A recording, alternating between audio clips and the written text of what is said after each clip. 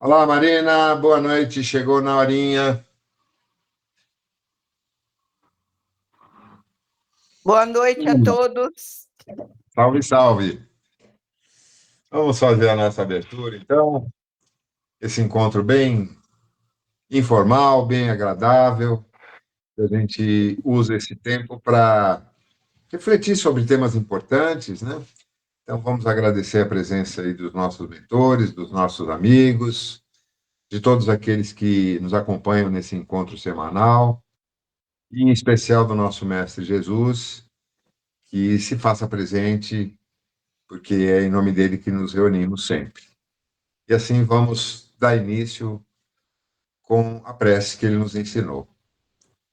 Pai nosso que estais nos céus, santificado seja o vosso nome.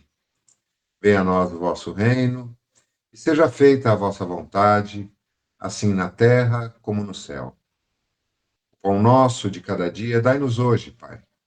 Perdoa-nos por nossas ofensas, assim como devemos perdoar aqueles que nos ofenderem, e não nos deixes cair em tentação, mas livra-nos, Senhor, de todo mal, que assim seja, graças a Deus.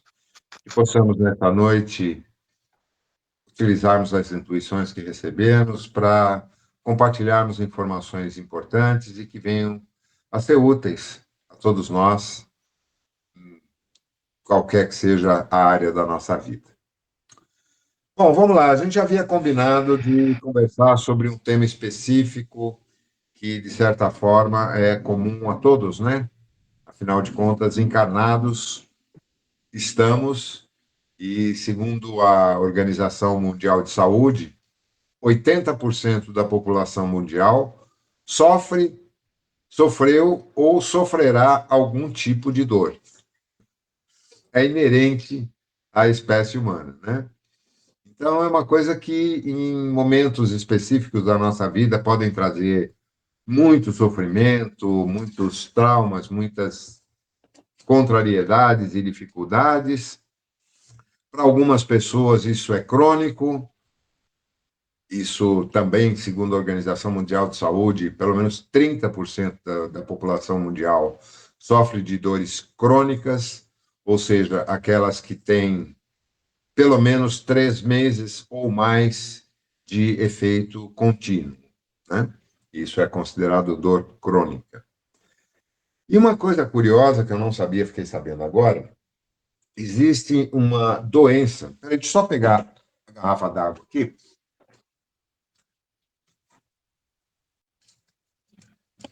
que sem água não dá. Existe uma doença que atinge a parcela pequena da população, em que, geralmente, crianças e jovens, em que a pessoa não tem nenhuma sensação de dor. Imagina, não sentir dor nenhuma. Quem gostaria de não sentir dor em nenhum momento da vida? Eu, Eu também. Pedro, não. Você, Cris, também não. E Zezé, sim. Então, o que diz o médico cujo vídeo eu estava assistindo esses dias sobre isso? Raramente as crianças que têm esse tipo de doença sobrevivem mais do que 15 ou 20 anos. Seja por decorrência de acidentes. Você imagina, você pisa num prego e não sente dor nenhuma. Você sofre uma fratura e não sente dor. Você está com uma grave indisposição alimentar e não sente dor de estômago. Consequentemente, esses avisos que o corpo nos dá e que chamamos de dor, não existindo, fazem com que essas pessoas simplesmente não tenham o cuidado necessário para sobreviver. E aí surge aquele adágio muito pouco conhecido, muito pouco aceito, né, pelas pessoas, de que a dor é nossa amiga. E de fato é, porque a dor ela é o principal sistema de alerta do nosso organismo físico, indicando que algo está errado. Agora, é claro, as dores crônicas, em especial para aqueles que a sentem, ela é um transtorno gravíssimo. Inclusive, em muitos casos, debilitante a ponto de a pessoa não conseguir sequer ter uma vida razoavelmente normal. Não consegue trabalhar, não consegue conviver. Oi, Cris, boa noite. Cris 2. Olá, Tudo boa bem? noite a todos, boa Tudo noite. bem com você? Acabei de chegar, tá tudo bem, Então tá. graças Tá a Deus. doendo alguma coisa? Oi? Tá doendo alguma coisa? Eu sinto dor direto. Estamos falando exatamente sobre dor. Já me acostumei com essas dores, já. Nossa, quando elas ficam mais fortes, elas me assustam, mas eu sinto direto. Então, o objetivo desse nosso papo de hoje é exatamente esse, falarmos sobre dor e procurarmos trocar experiências, né? Porque cada um tem o seu próprio sentido de dor.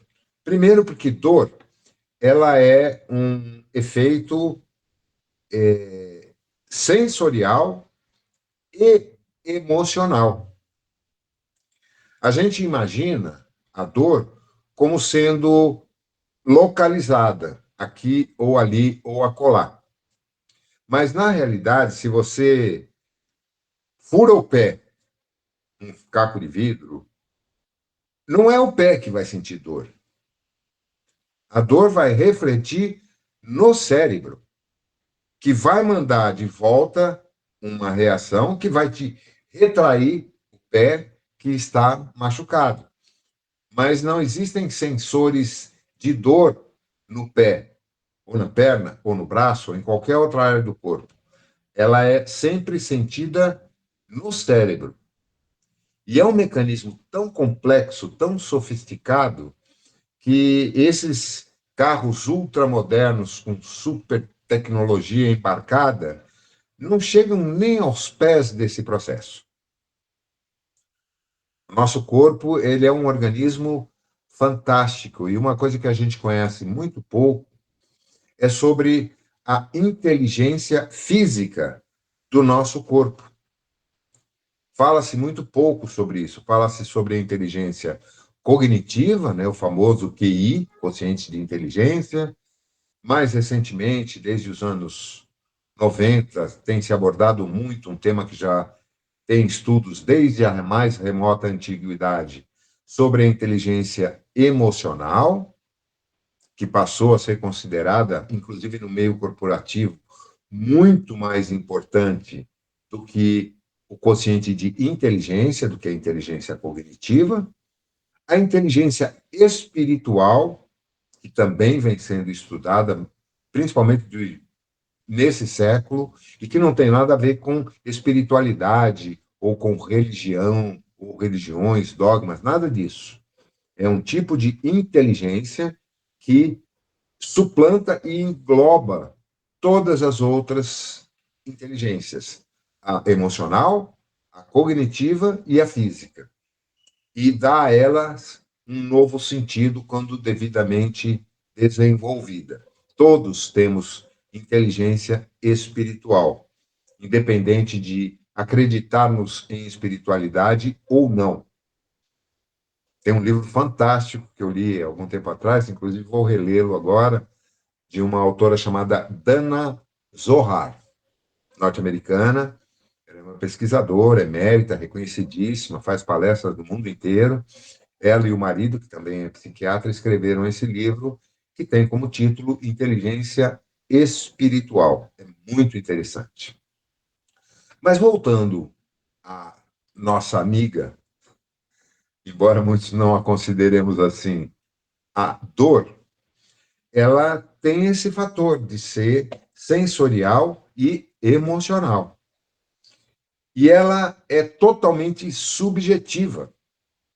Não pode ser mensurada, não há como. Mesmo à luz dos conhecimentos mais recentes da ciência, o estudo funcional do cérebro com equipamentos de altíssima tecnologia, não há como mensurar o nível de dor que uma pessoa sente. Duas pessoas que se tenham exatamente o mesmo tipo de trauma físico, por exemplo, uma fratura no mesmo órgão, no mesmo momento, sobre as mesmas situações, uma vai ter um nível de dor diferente da outra. E isso tem a ver. Fala, Pedro. Só um ensejo rapidinho, né? Eu já Claro. fui em consultas que pediram assim, ó, qual o nível de dor que você está sentindo de 1 a 10. Aí você dá risada na hora, né? Você fala, como que eu vou ver Mas é o único meio possível que os médicos têm, tá, de tentarem detectar, porque cada um tem a sua própria experiência. Ao mesmo tempo, só Oi? para finalizar, José, só para finalizar, ao mesmo tempo, né, eu já cheguei a fazer, em anos diferentes, né, 2 cirurgias no joelho. A última, uns 4 meses antes de começar a pandemia do coronavírus, e a anterior, uns 14 anos. Por incrível que pareça, nas duas, para mim, foi mito aquele negócio que falou assim, quando fazer frio, você vai sentir o joelho, vai sentir dor. Eu não senti dor, então, quer dizer, para mim foi diferente, igual que você falou, né? Cada um sente diferente. E eu tenho um primo, por exemplo, que também operou o joelho, a primeira vez ainda adolescente, entrando na idade adulta, uma fratura na patela, jogando futebol, e ele operou, na época, se chamava de menisco, né, e não de patela. E depois de alguns anos, ele voltou a jogar bola, não como profissional, jogava por diversão. Antes de concluir o período de fisioterapia que deveria ter cumprido, não sentia dor, continuou tocando, aí ele fraturou novamente, teve que fazer uma nova, se fraturou não, aí foi uma inflamação da cartilagem e teve que fazer uma nova cirurgia. Conversava com ele há 1, 2 semanas atrás. Ele tem essa sensibilidade à dor quando a temperatura cai, o que é muito comum. E isso tem sido Eu já não estudado. tive. Você não. Pois é. Isso está sendo muito estudado, principalmente em relação a casos de fibromialgia, que até recentemente era considerada frescura, porque como não tem meios de mensurar o nível de dor, faz 390 exames, não indica nada, não tem nenhuma inflamação, não tem nenhum problema físico, então os médicos não acreditavam. Aí começou a se debruçar com mais atenção sobre isso, uma verdadeira pandemia mundial, uma grande quantidade, eu não saberia o percentual, mas uma parcela muito significativa da população, em especial mulheres, de a grande maioria a partir dos 30, 40 anos de idade, até a idade avançada, são mais preponderantes do que homens, mas existe também fibromialgia em homens, e que eu até passei um vídeo, alguém assistiu o vídeo que eu postei do Drauzio Varela sobre fibromialgia? Eu coloquei no grupo. Eu assisti. Muito interessante. Genial, genial, porque primeiro que o Drauzio, além de ser um profissional extremamente respeitado, né? E ele tem uma facilidade de argumentar e de fazer perguntas para o seu entrevistado que atendem como se a gente estivesse querendo ouvir aquela resposta. Ele tem uma sensibilidade muito grande. E o médico que ele entrevistou, que é um especialista em fibromialgia do Hospital das Clínicas, é um de descendência coreana, esse rapaz, eu não lembro o nome dele agora. Realmente é um cara que tem assim uma bagagem muito expressiva. E, segundo me recordo, ele estava colocando que toda a anamnese para detectar fibromialgia ela é subjetiva. Então, eles, a princípio, dividem o corpo em quadrantes, né? Então, você tem dor na parte superior direita do corpo? Tem. Na parte superior esquerda? Tem. Na parte inferior esquerda? Não. Na parte inferior direita? Sim. Então, 3 dos 4 quadrantes, opa, já é um indicativo bem expressivo de fibromialgia. A maioria das pessoas, pelo menos as que eu conheço, tem essas dores não só nesses 4, mas em todos os outros quadrantes do corpo. Em cima, embaixo, no meio, de lado, de frente, de costas, deitado, dormindo, não importa, dói tudo. E essa dor é migratória. Ela é meio que oportunista. De repente, a pessoa está bem durante algum tempo, aí começa a doer os pulsos. Por exemplo, quem tem síndrome do túnel do carpo, que é muito comum também. Aí passa um tempo, toma analgésico, faz isso, faz aquilo, faz outro, nada resolve. De repente, começa a doer no outro canto e aquele que estava doendo antes para de doer. Ou talvez o cérebro, com seus mecanismos incríveis, ele desvia o canal de sensibilidade para outra área do corpo, que passa a ser a mais crítica naquele momento. Aí começa a doer o joelho, ou o quadril, ou os tornozelos. E assim ela vai passeando pelo corpo todo. É mais ou menos esse o caso, né, Marina? O teu também, Cris? Você tem algo parecido? Hein, Cris? Ai, que E os dois? Fala. Oi, desculpa, o meu também. Dói aqui, dói acolá, dói dentro, dói o osso, dói, sabe? Joelho, depois dói as costas, depois dói a nuca, depois dói o dedo. É assim. Tem Dói o hora que dói músculo, até a alma, né? é. Dói Fala, Cris. até o meu couro cabeludo. Uhum. Cris, você também? Sente dores? Não? Abençoada seja. Que bom. Então, dentro desses inúmeros quadros de dor, que podem ou não ter origem em algum tipo de trauma físico, por exemplo, uma fratura que continua doendo depois de muitos anos, ou alguém que sofreu uma cirurgia, ou sofreu um acidente e acaba passando o resto da vida sentindo dores naquele local, ou não ter nenhuma causa aparente, que é o caso da fibromialgia, e essa dor ela não é específica, ela é migratória. Gente, como é que a gente lida com isso? A abordagem feita por esse médico que o Drauzio entrevista é bem explícita. Ele diz claramente, o tratamento ele não é para curar a dor, porque essa dor não tem cura física. Marina, abaixa um pouquinho a câmera, eu estou vendo só a tua cabeça. eu vou Aí, sair. estou brincando, só para te encher o saco. Não, Zé.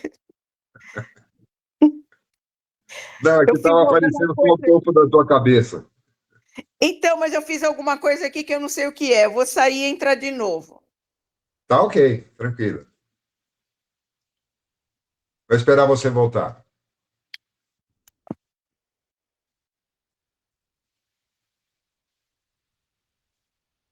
Vamos esperar um pouquinho? Eu estou te ouvindo, mas eu não estou te vendo. Não sei o que eu fiz, é. Ué, você não ia sair e entrar novamente? Não.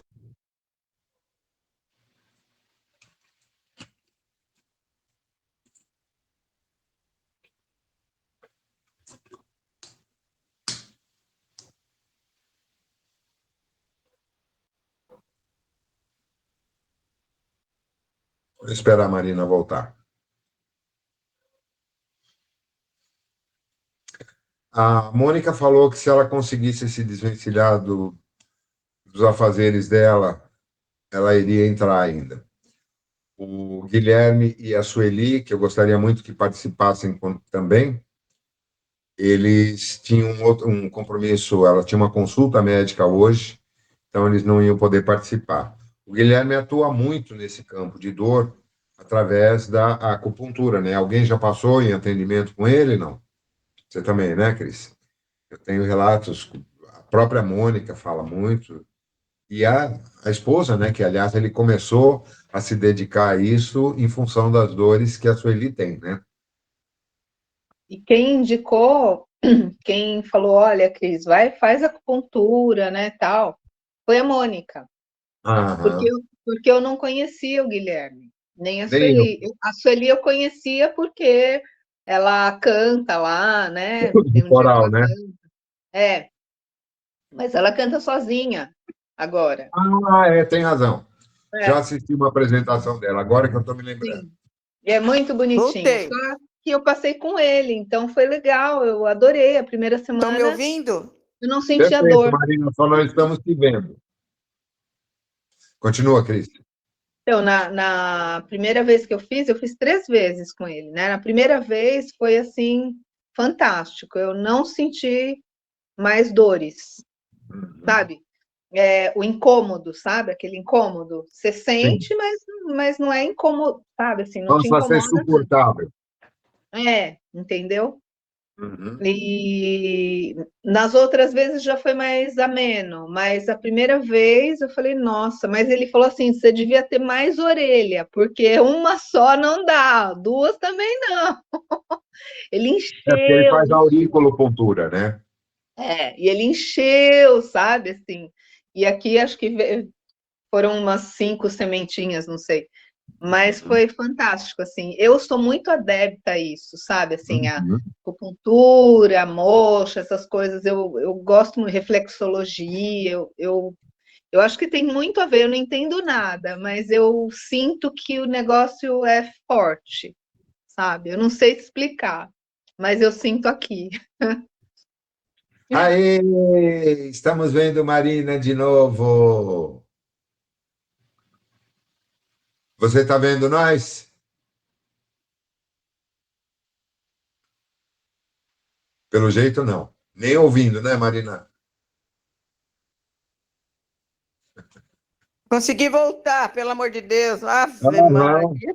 Agora estamos te vendo bem, está nos ouvindo e vendo agora. Agora sim. Então, tá bom.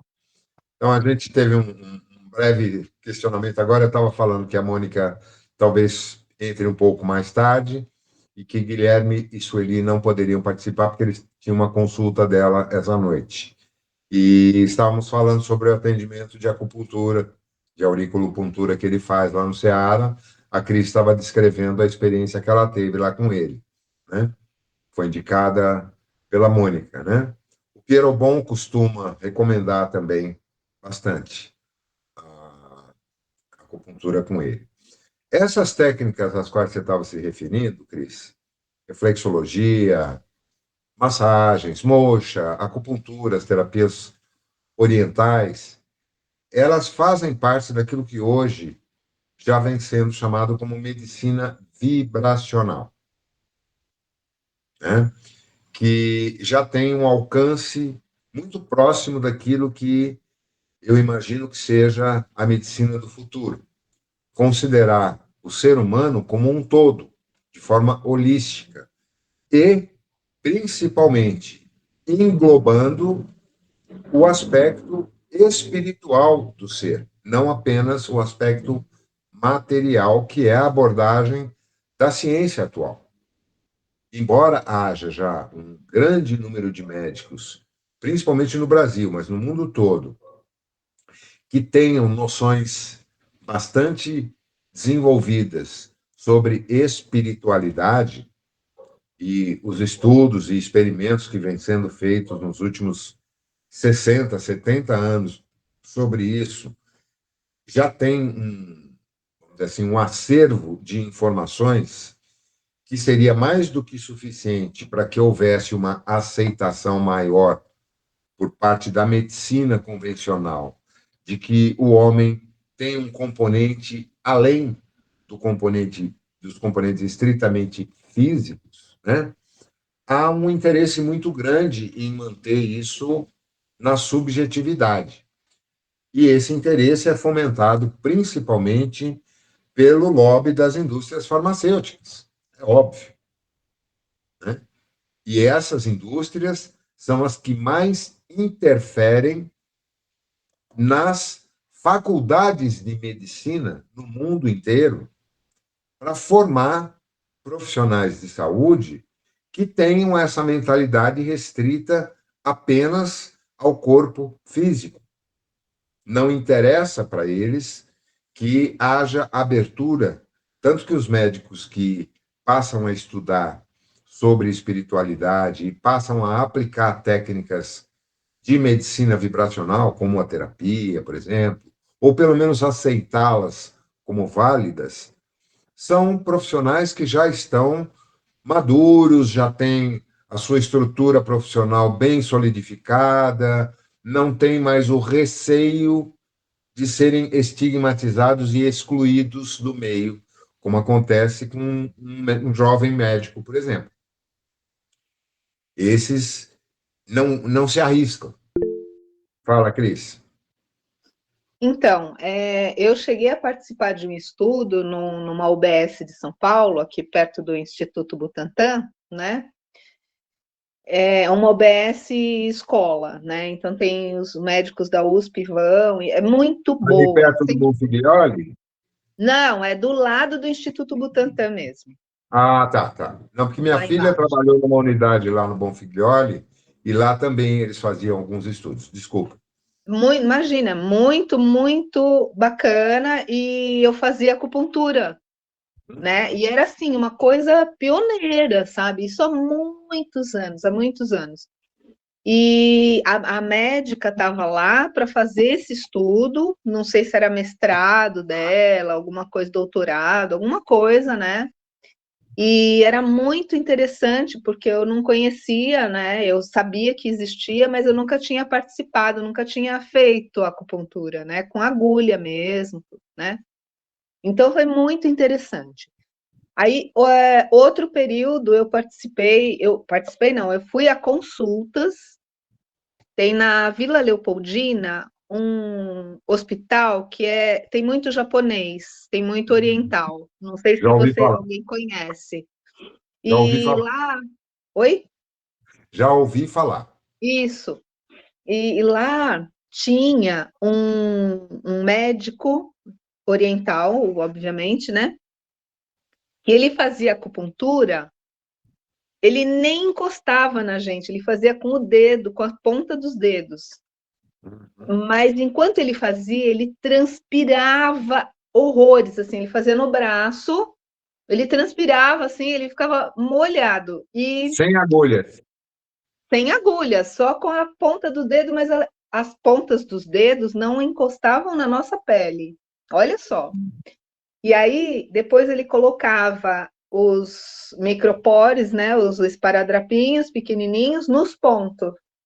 Sem semente, sem nada. Era só sabe, assim, uma coisa... Isso há muitos anos também, tipo 2006, 2005, por aí. E ele já fazia isso, era um hospital que eu tinha convênio, que eu trabalhava na Sabesp, né?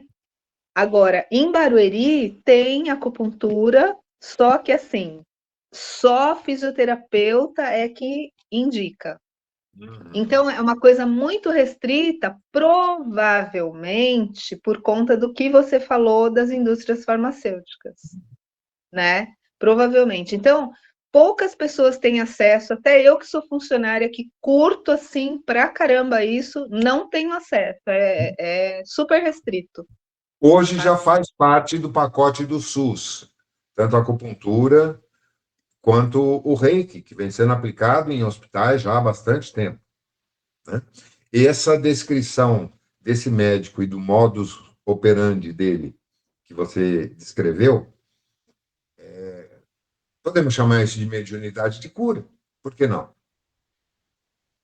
Ele está atuando não no corpo físico, ele está atuando no perispírito. Ou melhor, no na primeira camada do perispírito. Isso é óbvio para quem tem o conhecimento. Porém, há uma grande dificuldade ainda de profissionais de saúde se exporem a isso e admitirem. Eu conheci alguns, aliás, conheço, e alguns de nós também conhecem, o caso, por exemplo, do Pierobon, que é nosso colega de turma lá há tantos anos, né? E o Pierobon, ele é meu médico por eleição há, sei lá, 15 anos. Eu sempre faço os meus check-ups com ele. Eventualmente, quando eu não posso, eu faço com o doutor Manuel. Só que aí eu não preciso fazer os exames laboratoriais todos.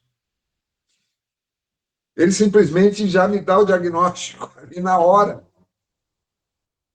com maior precisão, e eu creio, do que aqueles que eu obteria com os exames de imagem ou de laboratório. Fala, Cris. Então, tem uma Não, a outra outra Cris, experiência. desculpa. A Desculpa. outra Cris levantou a mão. Não? Então tá. Então continua, Cris. Eu tive uma outra experiência também que eu queria compartilhar com vocês, muito interessante, e vem de encontro também a essa coisa que tem que ficar tipo debaixo dos panos, né? Como antigamente era o espiritismo, né? A Sim. acupuntura. E eu fui no pronto-socorro aqui perto da minha casa, tem um pronto-socorro, eu moro no Jardim de Abril, em Osasco, né? Aham. E eu fui. Isso já faz muitos anos também. Aí eu falei, nossa, eu tô com uma dor dentro da minha perna, é dor no osso, sabe? Assim, isso dói, minha canela dói, sabe? Uhum. E eu não gosto de tomar remédio. Aí ele falou assim, olha, eu vou fazer uma coisa para você, mas você não vai falar para ninguém. Olha. Senta aqui. Ele fez eu sentar na maca, aí eu estiquei minha calça até o joelho, e ele fez a acupuntura em mim. Ali, na hora, com uma agulha, ele falou assim: é esse o ponto? Pim! Colocou. Tirou com a mão a dor, sabe? Olha. É muito interessante, eu achei muito interessante isso.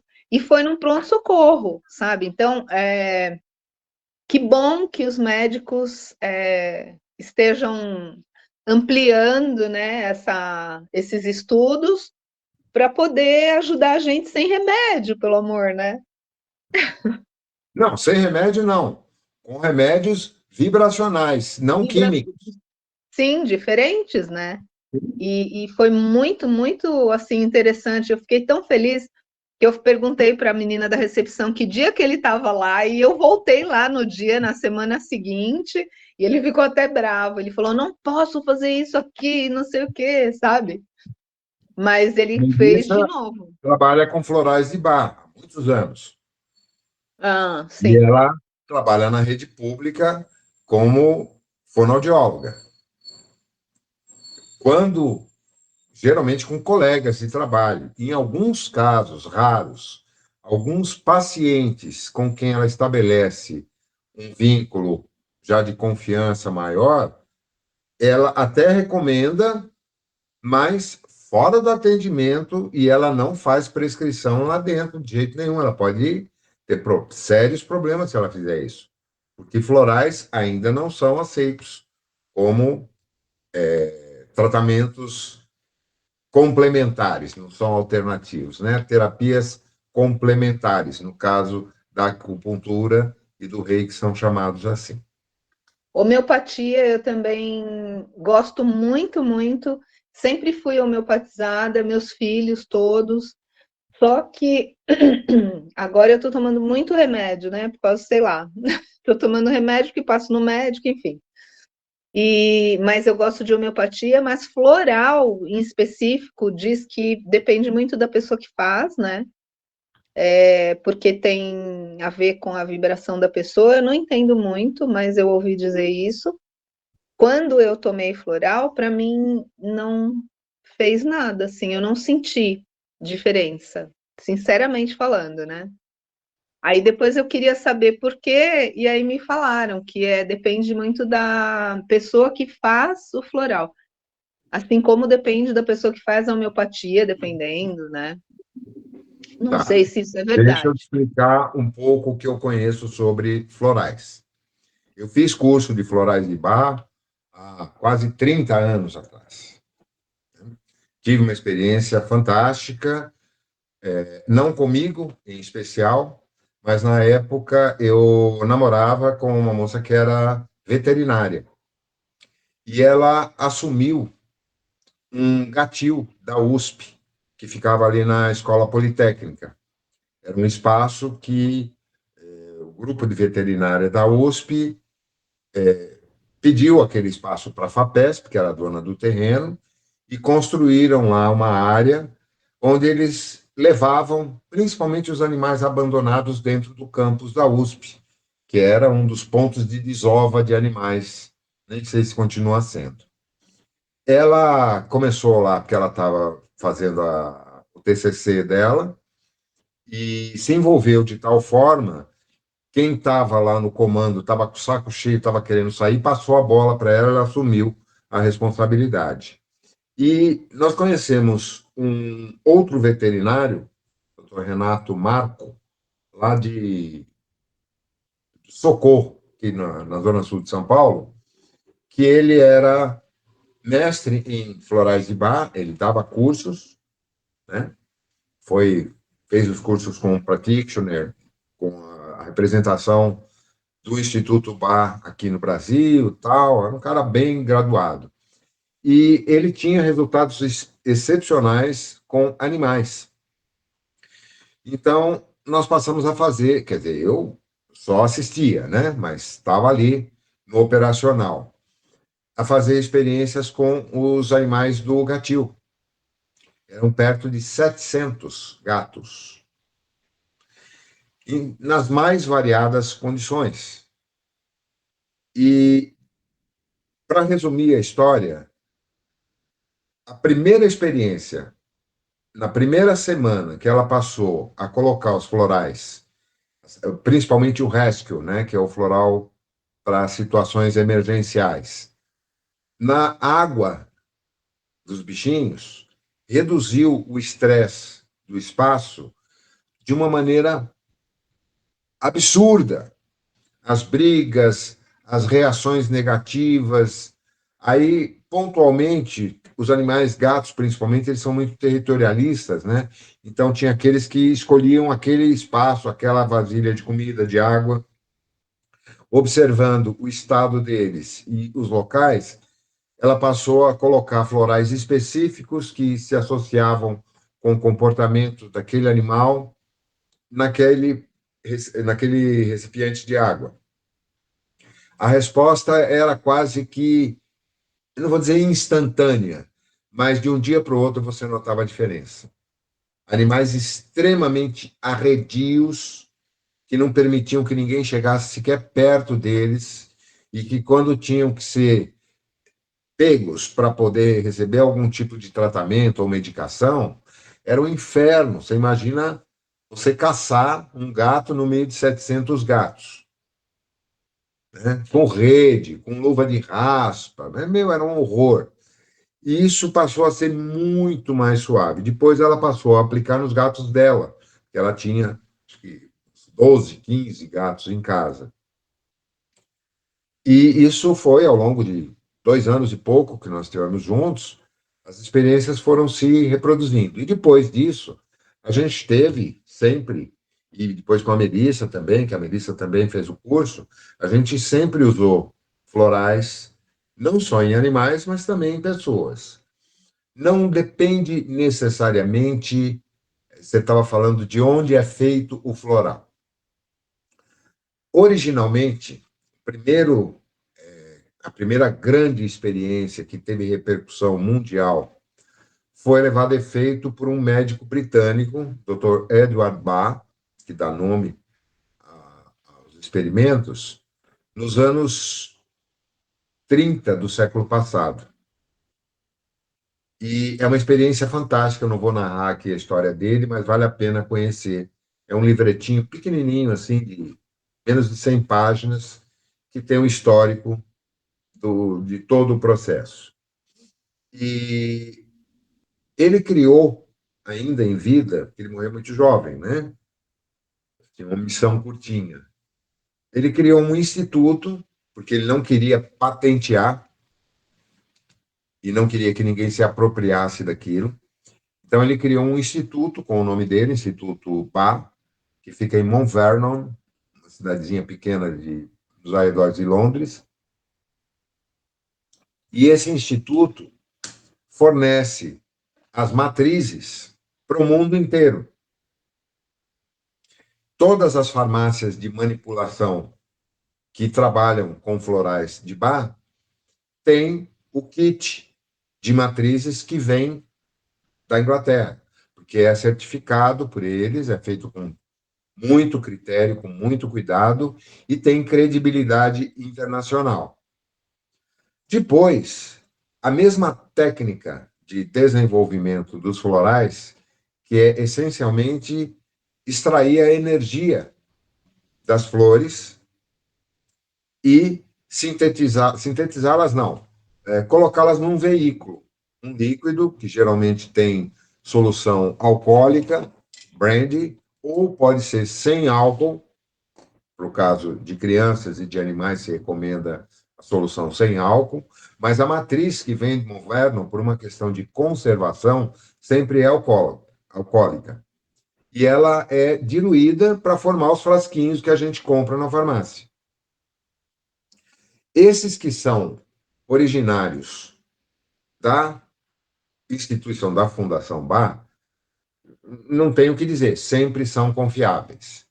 Mas se desenvolveram várias instituições ou profissionais começaram a criar florais do Himalaia, florais da Mata Atlântica, florais do Tibete. Aí entra o interesse comercial também, a gente não pode opinar, porque eu não tenho conhecimento suficiente para isso.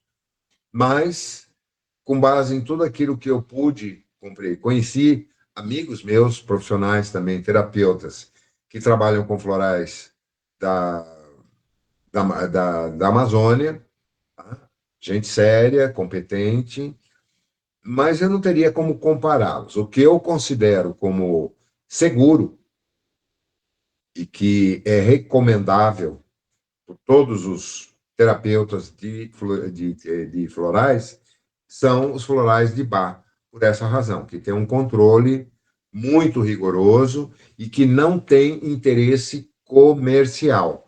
Tanto que as farmácias de manipulação, a maioria delas, que trabalham com vários tipos de florais, o de Bach geralmente é o mais barato, porque não tem patente. Eu não sei quanto está hoje, mas um frasquinho normal, ali com 3 a 5 florais no mesmo frasco, sei lá, acho que não chega a R$ 50 hoje. E existem outros que passam de 200. Mas isso é um caso. Alguém mais quer fazer algum comentário a respeito disso ou não? Nós estamos falando dos florais, de terapias complementares. Alguém mais tem alguma experiência com esse tipo de terapias ou medicina vibracional? A Cris. Fala, Cris. É que tua imagem está aqui no cantinho de cima da tela, que eu estou te vendo melhor. Fala, querida. Eu não sabia onde apertava para levantar a mão. E, então, eu tomo floral, né, faz alguns anos, assim, através de terapias que foram me indicadas, e eu me sinto muito bem, assim, e eu vi diferença, assim, muito grande. Também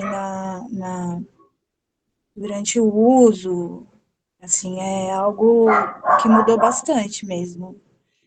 Eu recomendo, assim, se tentar, Você toma sabe? florais de Bach ou alguma outra? O de bar. Tá. Eu cheguei a tomar um que é de uma amiga, tudo, que ela é terapeuta também, é de Minas, eu só não sei dizer o nome. Eu já não senti, assim, eu prefiro de bar. né? Assim, acho que ganha em mudanças, assim, reage muito bem no meu corpo, sabe? Eu aceito muito bem. Então, tenta, Cris, assim, quando você tiver uma oportunidade, se dá essa tentativa, que é interessante. Obrigada. Uma coisa que eu considero fundamental e sempre recomendei, e sempre que esse assunto vem à baila, eu faço questão de evidenciar. O Bach, à medida em que ele foi desenvolvendo o seu trabalho com os florais, ele teve experiências pessoais em que ele manifestava no corpo dele determinados sintomas gravíssimos, assim, extremados, e aí ele tinha a intuição de com qual flor ele devia trabalhar, como devia ser feito o processamento, ele desenvolvia, preparava, tomava e desapareciam os sintomas. Ele fez isso com os 37 florais, ou seja, ele teve 37 surtos gravíssimos, de toda a ordem que vocês podem imaginar, no próprio corpo. E quando ele começou esse trabalho, porque ele não é conhecido apenas pelos florais, ele é conhecido internacionalmente no meio da medicina pelos nosódios, que são medicamentos homeopáticos que ele desenvolveu em laboratório e que até hoje são reconhecidos como nosódios de Bach e utilizados na ciência médica. Claro que também aí os laboratórios entram, sintetizam e tiram de circulação, né? Mas qualquer médico mais assim, aberto e que tem um conhecimento real, amplo, não esses médicos que se formam e já acham que são deuses e não querem continuar estudando, só querem caçar dinheiro, conhecem nosódios de Bach. O objetivo dele, à medida que ele ia desenvolvendo, ele ia rasgando tudo que ele havia escrito e sintetizando cada vez mais, até ficar uma única brochura, um único livro, porque o objetivo é que não precisasse de terapeutas para recomendar. Ele, nesse livrinho, explica detalhadamente cada um dos florais em cada aplicação, aliás, a aplicação de cada um deles, para que a própria pessoa se automedique. Mas nós somos preguiçosos por natureza. E para que a pessoa possa fazer isso, ela tem que pegar esse livrinho que tem, sei lá, eu acho que eu devo até ter um exemplar por aqui. É um livrinho de capa verde, conhecido mundialmente, Os Remédios Florais do Dr. Bach. Depois você tem que dar o nome, hein, Luiz? Os Remédios Florais do Dr. Bach. Tá. Não tem como, não precisa nem escrever. Você vai encontrar pela internet, em qualquer lugar aí, e vai encontrar em qualquer farmácia de manipulação que trabalhe com os florais. Depois, tem vários outros que foram produzidos para explicar aquilo que ele explica ali. Mas o objetivo dele foi que, naquele livrinho, qualquer pessoa que realmente esteja interessada em conhecer a si próprio, identifique ali os seus sintomas mentais, psicológicos, físicos e se automedique. Tanto que qualquer um pode chegar numa farmácia de manipulação e falar, eu quero floral tal, tal, tal e tal. E eles não vão pedir receita. Mas é mais fácil as pessoas, por conveniência e por hábito, porque nós somos condicionados, procurar um terapeuta, pagar uma consulta para pegar uma receita. Fala, Cris. Então, eu quero te mostrar um livro, não sei se é esse, porque a minha filha, quando, né, eu estava querendo ver algumas significado do floral que eu estava tomando, ela me mostrou esse livro, porque ela gosta muito também. É esse aqui?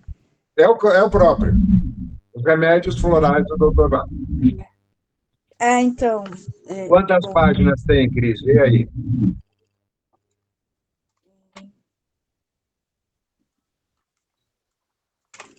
Tem 74 páginas. Ou seja, qualquer pessoa alfabetizada, mesmo a mais preguiçosa que tenha, que exista, consegue ler esse livro. E ele é muito específico.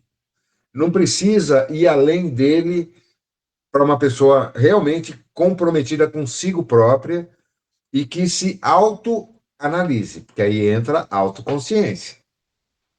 Você tem que se conhecer para identificar as tuas características, os teus sintomas, e aí você vai buscar nos grupos específicos de florais quais os que se aplicam a você. Pode ser 4, 5 de cada vez. Você toma durante um tempo, porque o tratamento com florais, ele é mais ou menos como descascar uma cebola. Vai tirando camada por camada, até você chegar no âmago da tua essência. Então, é um processo de autoconhecimento. Por isso que eu acho fantástica essa terapia. Gente, está quase terminando o prazo dessa aula. Vamos partir para a próxima? Vou fechar essa sala e ir para outra, tá?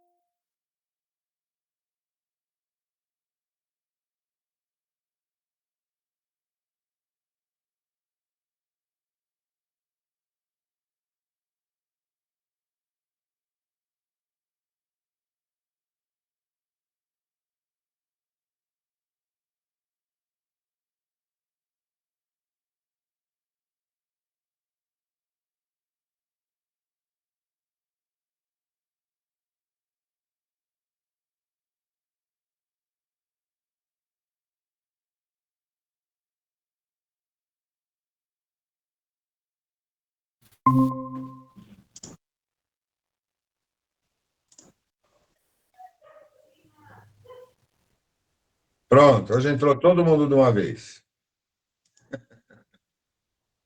Eu demorei um pouquinho ali, entrou todo mundo de uma vez. Estão me ouvindo bem? Ah, não, está faltando gente ainda. Está faltando a Cris, Mariano. Acho que só, né?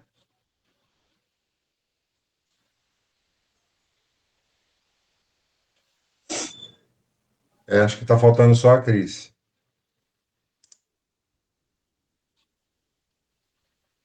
Tcharam. Parece que ela saiu, o Zé.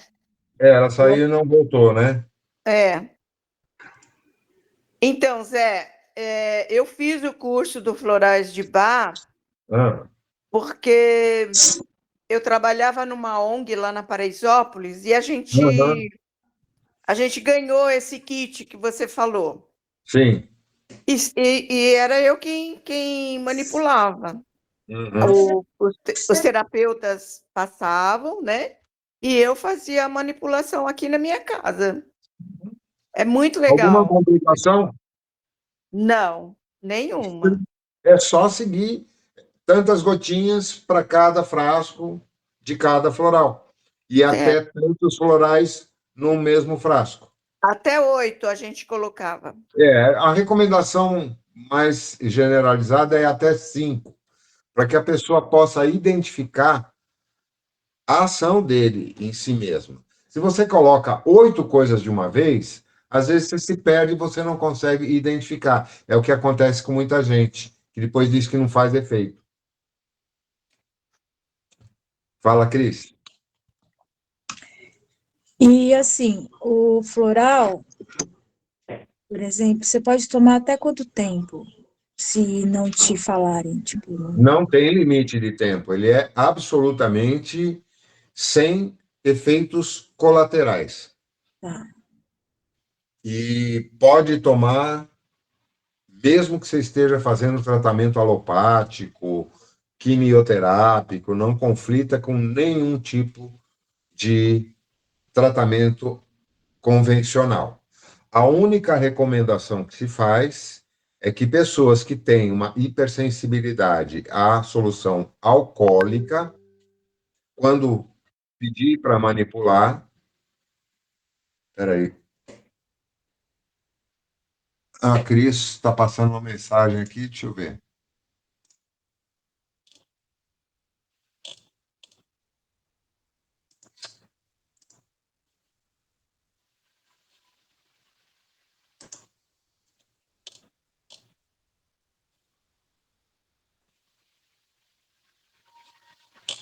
Ué, está dizendo que não está conseguindo.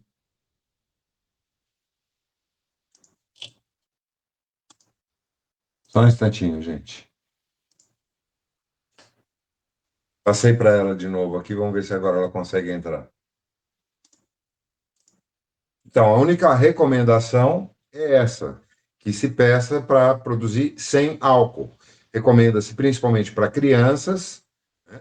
Para animais também é recomendável, embora eu sempre tenha usado com solução alcoólica para animais também, nunca teve nenhum tipo de reação. E para pessoas que tenham hipersensibilidade ao álcool. Só isso. Pois é, eu Fala. tomo sem álcool. Eu peço lá na manipulação, eles sempre fizeram sem álcool. É muito bom. Não muda nada. Eu já tomei com álcool também, mas eu gosto do sem álcool. A única diferença é que se você vai usar durante um longo tempo, ou se você guardou para consumir dali a 2, 3 meses, não é recomendável utilizar sem álcool, porque ele tem, vamos dizer assim, um tempo de manutenção vibracional menor do que com álcool. Por isso é que a matriz que vem nesse estojo que a Marina falou que usava, ela sempre é com álcool, com brandy. Só que na diluição se utiliza ou só com água e uma porção muito pequenininha de brandy. Nem sei se usa nas farmácias de manipulação o brandy. Brandy é whisky, vai, uma blenda de álcool de malte. Mas pode-se usar também álcool medicinal, qualquer outra coisa, não sei se é o caso. Agora, eu queria pular um pouco, caso alguém tenha mais alguma coisa a falar ou alguma questão relacionada a florais. Então, tá. Vamos voltar para o campo da espiritualidade, que, afinal de contas, é a nossa área de estudos. Né? E como estamos falando de dor, e dor é essencialmente sensorial e emocional, e não física, ela tem uma relação direta com o espírito. Não tem como questionar isso. Deixa eu ver aqui se eu consigo fazer uma apresentação aqui.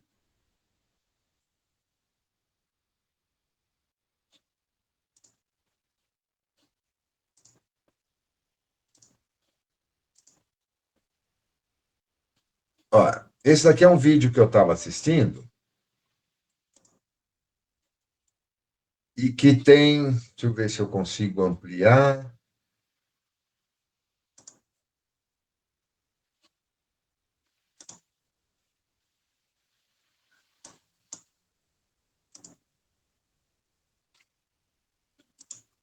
Não vou conseguir ampliar muito, não.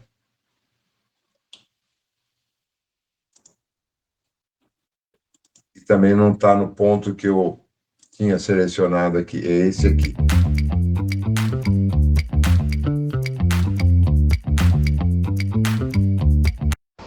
Então, a pessoa que tem raiva constante é isso aí, o ressentimento é isso aí, culpa, mágoa, raiva, medo, remorso, vergonha, tudo é ressentimento. É como essa figura que vocês estão vendo aí. Essa pessoa quer subir a montanha para ter uma visão melhor, né? Mas ela tem que carregar essa pedra nas costas, que é o ressentimento. Olha aqui, olha a lombalgia aqui, ó. Vai ter dor nas costas, não vai ter? É isso aqui. E ela não consegue, ela fica paralisada. Ela vai e volta com um peso grande nas costas. Isso é o ressentimento.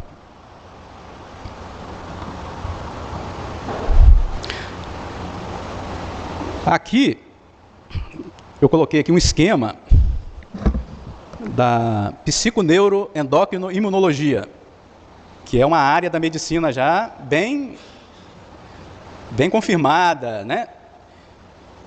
Que fala sobre o estresse, né? E o ressentimento é um fator de estresse. Então, a pessoa que tem raiva constante é um fator de estresse constante. Esse ressentimento, ele está sendo transmitido pelo sentimento, através do espírito, perispírito, chega ao corpo pela glândula pineal, que é a glândula que faz a tradução, né, da onda espiritual para a onda mental, física. A onda pensamento passa por aqui, vai traduzir para o cérebro, vai estimular o quê? O sistema límbico e o hipotálamo. No hipotálamo, o hipotálamo vai ser estimulado e ele vai estimular o quê? A hipófise, que está aqui, né? Que é a principal glândula endócrina do corpo humano, que produz vários hormônios. E a hipófise vai estimular as glândulas suprarrenais, que ficam no topo dos rins, na parte superior dos rins. E essas glândulas vão produzir o quê? Os corticoides, que é o cortisol endógeno, natural nosso, né? E tem a outra via, que é também através do hipotálamo, que vai estimular o quê? Dá para diminuir aqui um pouquinho? Isso, vai ativar o quê? O sistema autônomo, o sistema nervoso autônomo simpático. O que é o sistema nervoso autônomo? Autônomo quer dizer que funciona autonomamente. Por exemplo, eu estou falando aqui e meu coração está batendo. Isso é autônomo. Não sou eu que controlo a batida, eu não tenho. Entendeu? Condição, meu braço eu mexo. Isso não é autônomo, mas o coração está batendo, os meus rins estão filtrando, meu intestino está funcionando, absorvendo, eliminando. Isso é autônomo. Esse é o sistema nervoso autônomo, tá? E, através dessa via, né, pelo sistema nervoso autônomo, também estimulando as suprarrenais, vão produzir outras substâncias, que é adrenalina e noradrenalina. Essas duas substâncias são responsáveis por grandes modificações no organismo, principalmente ao nível dos vasos. Então, nós vamos ter todos aqueles sintomas, né? Então, quando eu sou agredido, o que eu vou sentir? Além da raiva, eu vou me preparar para lutar e fugir. Então, meus músculos vão contrair, minha pressão vai aumentar, meu coração vai disparar, minha pupila vai dilatar. Então, são alterações do sistema nervoso autônomo simpático. Se eu continuo ressentindo, estimulando esses sistemas continuamente, meu corpo não vai aguentar. O nível alto de glicocorticoide constante vai diminuir minha defesa, minha imunidade. Então eu estou sujeito a infecções, a câncer. E a produção de noradrenalina e adrenalina constante vai produzir um monte de doenças. Hipertensão arterial, diabetes, úlcera duodenal, problemas na pele, dermatites, asma, bronquites. Olha aí, pessoal, estou falando de causas de doenças fisiológicas. Mas quem comanda? É o espírito. É a minha escolha que eu fiz. Então, ter raiva de alguém, querer vingança, olha, não é boa coisa, não. Não se vanglorie quem faz isso, porque é ignorância. Tá? O mais correto, inteligente, é perdoar. Esse aqui é o preço do GPT Premium. Esse aqui é o preço do Gemini. Esse aqui é o preço do Perplex. Esse aqui é o preço do eu Grok. cortei aqui, Enfim, eu você já queria percebeu passar que só as esse IAs top de pedacinho, linha... porque tem muito a ver com aquilo que nós estamos falando. Depois eu vou passar o link desse vídeo para quem quiser assistir ele inteiro. É bem interessante. Tem números, né? Eu estava vendo um outro da Lucilena Galvão também, que fala sobre os aspectos da dor na vida física e etc. Agora, em essência, o que eu queria chegar, e para a gente encerrar esse capítulo da dor, embora nós possamos ainda falar muito sobre isso, porque é um assunto que nos interessa a todos, inclusive a muitos que não estão podendo estar conosco aqui hoje, e se eventualmente assistirem o vídeo, também têm interesse em dar suas opiniões e contribuir, como a Mônica, a Melissa, o Guilherme, a Sueli e outros. O processo de desenvolvimento do espírito humano através das encarnações sucessivas e do aprendizado paralelo que ocorre enquanto estamos no plano material, fisicamente, e no plano extrafísico, seja nos períodos de desdobramento pelo sono, enquanto ainda encarnados, seja na erraticidade, quando desencarnamos e passamos a atuar apenas no plano extrafísico, ele necessariamente envolve um estágio de aprendizado que nos foca em aprender, desenvolver habilidades, potenciais e capacidades de lidar com a energia na sua forma mais primária, que é a matéria. Porque a matéria é energia condensada, já sabemos disso. Todo o aprendizado que tivemos até hoje, no A Luz o Libertará, no próprio Consciência, do Joseph Kleber, que estamos estudando esse ano, e em todas as obras anteriores, todas as experiências de nossas vidas, desde a nossa infância até o momento presente, envolvem o aprendizado da nossa capacidade para reagir e controlar as nossas capacidades, os nossos potenciais energéticos, usando como ferramenta a matéria. Tanto no plano exterior, aprendemos a escrever usando um lápis e um papel. Aprendemos a cultivar usando as ferramentas, a terra, as sementes. Aprendemos a habilidade da medicina usando todas as técnicas e ferramentas que a medicina nos oferece. Mas tudo isso é um ensaio preparatório para que a gente, num projeto futuro, possamos atuar diretamente na energia e não na matéria. Já estamos desenvolvendo habilidades nesse campo. A Cris descreveu a forma de atendimento de um médico japonês que aplica acupuntura sem agulhas e sem toques. Todos nós já temos um acervo considerável de conhecimentos, informações e, eventualmente, de experiências próprias de atendimento espiritual, dos passes, vibrações, das cirurgias espirituais. Então, esse é o estágio de aprendizado em que nos encontramos todos.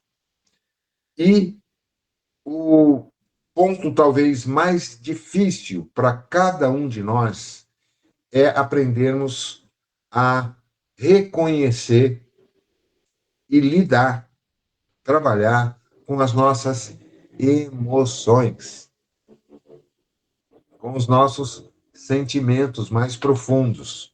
E há aí uma distinção entre sentimento e emoção. A emoção é uma reação psicobiofísica, decorrente de um estado, de uma situação exterior ou interior, do medo, do pânico, da raiva, da culpa, do remorso, do que quer que seja. E isso provoca reações físicas, como ele descreveu há pouco. O medo provoca uma série, desencadeia em 9 milésimos de segundo, uma série de reações físicas no nosso corpo, que antes que a gente compreenda o que está acontecendo, o corpo já se preparou para lutar ou fugir. Isso é instinto de sobrevivência básico, né? Os sentimentos são outro plano, assim como os estados emocionais são aqueles que se formam a partir da emoção, que é o impacto inicial. Esse impacto gera um estado emocional, que pode perdurar por alguns minutos, ou por décadas, ou por uma vida inteira. Como, por exemplo, o ressentimento. O que é ressentimento? É ressentir um determinado fato que deu origem a uma reação interior, e por não compreendermos e aceitarmos essa ocorrência, nós continuamos a ressentir aquilo como se estivéssemos ruminando, e isso vai criando estados dolorosos de vida. O melhor remédio para dores crônicas que eu já ouvi falar continua sendo o perdão e a aceitação.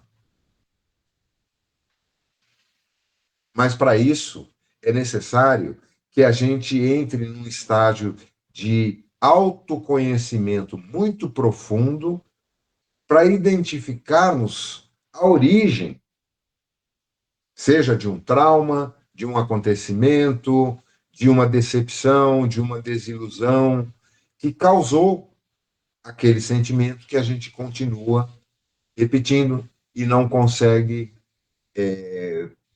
superar. E a gente carrega isso para o resto da vida. Alguns mais, outros menos. E aí a gente nota os efeitos que isso provoca nas pessoas. Todos nós temos inúmeras questões não resolvidas dessa encarnação e também das anteriores, mas principalmente dessas. E a maioria se formaram na nossa infância, quando a nossa inteligência física, o nosso corpinho, estava adquirindo as habilidades essenciais, que começaram com o primeiro berro após o parto, para respirar. É a primeira coisa que o nosso corpo aprende quando sai do útero, por necessidade premente de sobrevivência, é respirar. E estava tudo fechadinho ali, então dói na hora que abre. Por isso a criança habitualmente chora ou dá um berro quando respira pela primeira vez. A partir desse momento, durante toda a nossa infância, nós vamos aprendendo inúmeras coisas que depois vão sendo automatizadas, e o nosso corpo, a nossa inteligência física, arquiva todas essas informações que vão se reproduzir para o resto da nossa vida.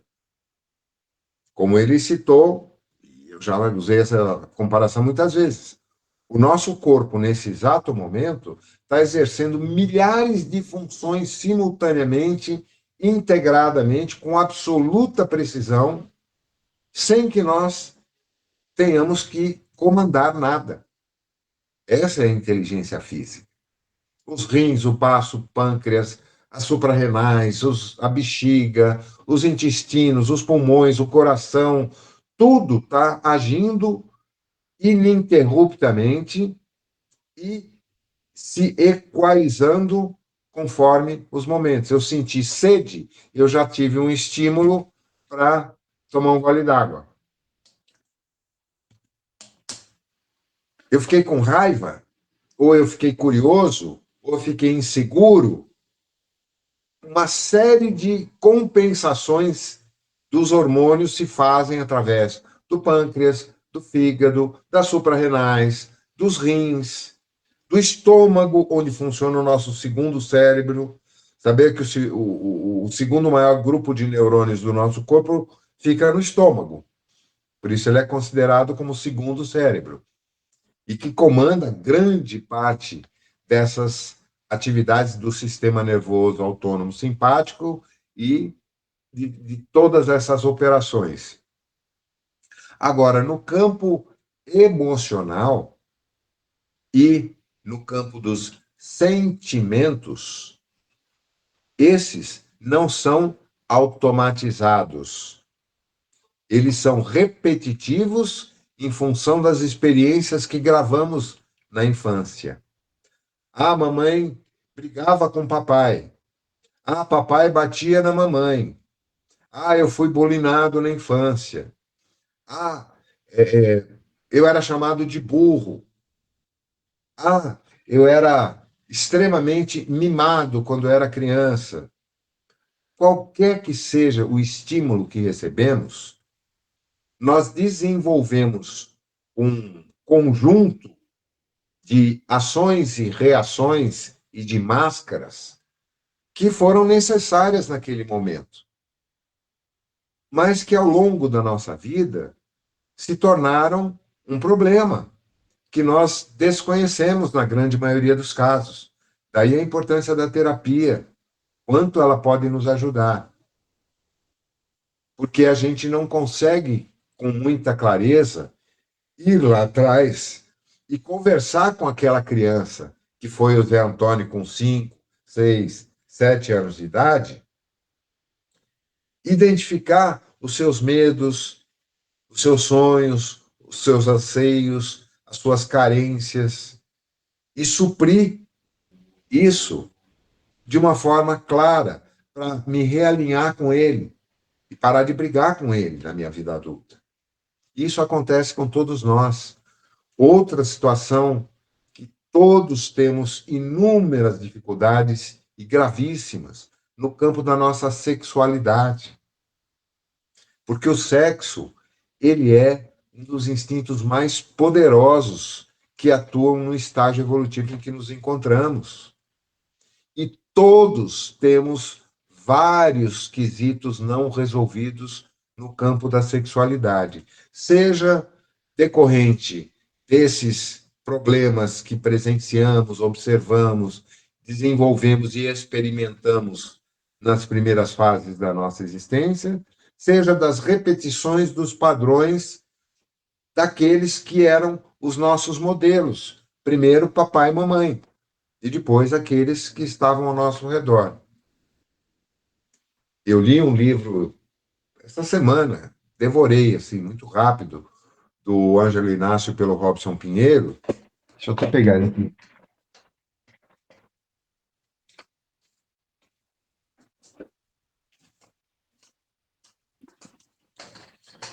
Próximo minuto, que trata exatamente desses aspectos da sexualidade não resolvida. Em especial, aqui ele enfoca as pessoas que têm dificuldades de gênero, homossexuais, homoafetivos, bissexuais e congêneres. E relata experiências assim extremamente interessantes, né? O Vida e Sexo, do Emmanuel, pelo Chico. Emmanuel? Acho que é. Deixa eu ver aqui.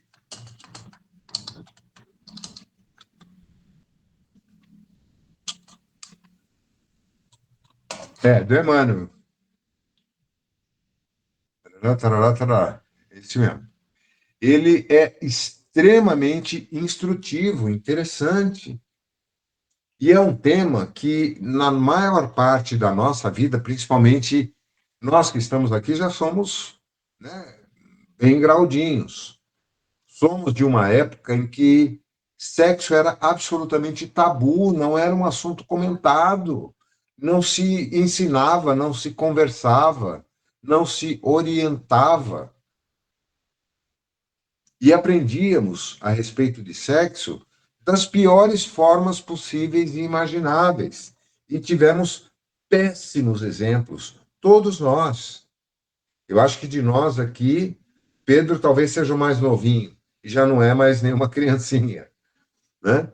Mas aqueles que viveram, nasceram no final dos anos 50, 60, e começaram a frequentar a escola, conviveram com pais, mães, familiares, já com aquela cultura do século passado, principalmente os menos cultos, mas mesmo entre aqueles melhor instruídos, havia uma dissonância brutal entre a realidade da sexualidade e aquilo que era permitido acessar.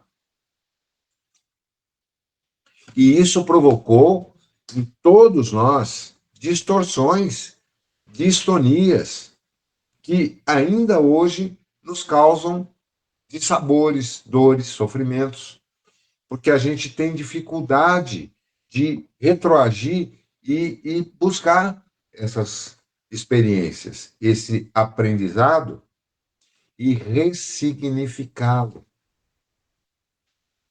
Fazer as pazes com a nossa vida,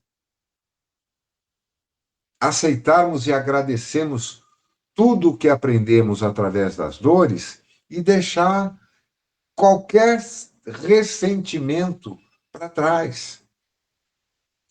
E isso não é fácil, mas é extremamente necessário e pode ser, eu não vou dizer uma panaceia para curar todas as nossas dores, mas que certamente vai atenuá-las e muito, isso vai. Eu não tenho nenhuma dúvida disso. E as pessoas que eu conheço que mais sofrem dores crônicas são as mais reativas a qualquer tipo e as que têm maiores, embora muito ocultos, muito dissimulados, ressentimentos, dificuldades com o perdão. Talvez não em relação a outros, talvez em relação a nós mesmos. Culpas, remorsos, está no mesmo, na mesma faixa vibratória. São sentimentos que promovem ondas longas. E essas ondas longas desencadeiam aquele processo explicado no vídeo. Enquanto que os pensamentos de perdão, de equilíbrio, de amor, geram ondas curtas, que dissolvem as energias negativas que acumulamos com as experiências que trazemos. Eu acho que é um caso para a gente estudar muito. É claro que eu não sou o dono da verdade e vocês não precisam concordar comigo. É um ponto de vista, um ponto de zóio, que nem diz o mineiro lá da terra do Pedro, né? Mas que vale a pena, no mínimo, ser estudado e avaliado dentro de nós. Cada um dentro do seu quadrado, dentro da sua experiência. Eu encerrei por aqui. Alguém quer fazer mais um comentário antes da gente fazer o encerramento? Temos mais 7 minutinhos.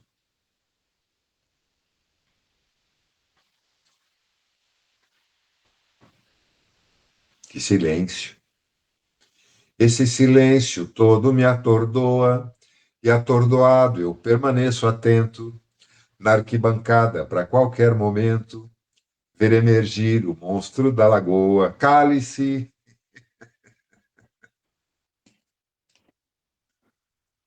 Fala aí, gente. Deu nó nos neurônios? Fala, Pedrão. Eu estava fazendo mais um entendimento geral aí do que foi falado, né? Até do videozinho que você passou aí, fala um pouco sobre o ressentimento, né? Então, eu acredito, viu, José, muitos sentimentos, assim, ressentimento, dor, né? Ou até relacionado à sexualidade do ser, está muito voltado à sociedade em que vivemos, né? Que, assim, é como se você... o ser humano se preocupa muito em dar uma satisfação à sociedade, tá? A opinião pública da sociedade, né? Ele não se preocupa ter, como se diz, o conhecimento do seu eu interno, né? Ele se preocupa muito, puta, mas isso aqui, como que vai ser o reflexo na sociedade, né? Eu lembro até, eu vou até citar um exemplo de uma situação que aconteceu comigo, né? Bem boba mesmo, mas assim, de repente pode ter ou não a ver, né? Teve uma época na minha vida que eu fui noivo, acabou não dando certo, né? Conversei muito com minha companheira na época, né? A gente tinha um planejamento para casar, tudo. Aí ela começou a trabalhar num lugar mais chique, melindrou. Ela falou, eu acho que não é o momento, tudo. E eu conversei muito com ela a respeito, né? Na época, né? Tudo. Aí eu vi que que não ia ter jeito mesmo. Eu quero aquele, eu respeitei, né? Respeitei, conversei com ela, falou, é seu livre-arbítrio, então tudo bem, entendeu? Aí cada um seguiu o seu rumo. Mas tanto familiares como amigo, né? Na época, para você ver como que é a sociedade, né? Pô, mas você não acha que de repente ela arrumou outro? Não, tudo. Eu falei, isso para mim não importa mais, entendeu? Então, quer dizer, para mim foi, olhando para trás, assim, eu vejo que eu tomei uma decisão muito boa naquela época, né? Eu falei assim, isso para mim não importa. Isso para mim não importa. A gente conversou muito. Por exemplo, se ela teve algum outro relacionamento com alguém ou não, isso não me importa. Isso é um direito dela ter isso hoje e ela segue a vida dela. Aí eu sempre falei para as pessoas que tentaram dar um palpite ou, como se diz, especular em relação ao que pode ter acontecido. Eu falei assim, isso para mim vai acrescentar alguma coisa? Não. Então, isso não importa. Então, eu já mato esse assunto por aqui, entendeu? Muitas vezes eu fui até sério em algumas respostas, mas assim, sendo educado, né? Então, quer dizer, é aquele negócio da resposta para a sociedade, né? Às vezes a gente quer dar uma resposta que não vai fazer bem para a gente, entendeu? Com o seu eu interior. Né? A dificuldade de aceitar aquilo que acontece. E isso é um tipo de ressentimento, a não aceitação. É só um tipo. Mas, se a gente buscar, todos nós temos ali nos nossos arquivos de memória inúmeras situações que ainda não foram suficientemente digeridas por nós. Eu acredito que não tenha conhecido ninguém até hoje que esteja num estágio tal de evolução em que não tenha nenhuma questão mal resolvida na sua vida. Aqueles que já atingiram esse nível provavelmente já não estão mais encarnados aqui entre nós há um bom tempo. Já estão no outro patamar. Ou, eventualmente, aparece um como um missionário aí. Mas, mesmo entre esses, a maioria também trazem as suas cargas de dor, de sofrimento. É só ver os grandes luminares aí que a gente teve, tanto no cotidiano presente, na nossa geração, de Chico Xavier, a tantos outros aí. Puta, Chico teve uma vida de dor o tempo todo. Teve bullying na infância, teve maus tratos. Era um cara mal resolvido com a sua sexualidade. Nunca, que se saiba, teve relacionamento com nenhuma mulher. Também não era um homossexual, porque também não teve relacionamentos com homens. Ou seja, é uma pessoa que está fora do quadrado, porque não é normal uma pessoa viver quase 90 anos sem ter tido uma única experiência sexual na vida. Tem algum quesito aí também. Sofria dores terríveis, de vista, de cabeça, teve problemas orgânicos sérios. E tantos outros. O próprio Divaldo também teve muita dor, viu? Divaldo, todos, sem exceção. Né?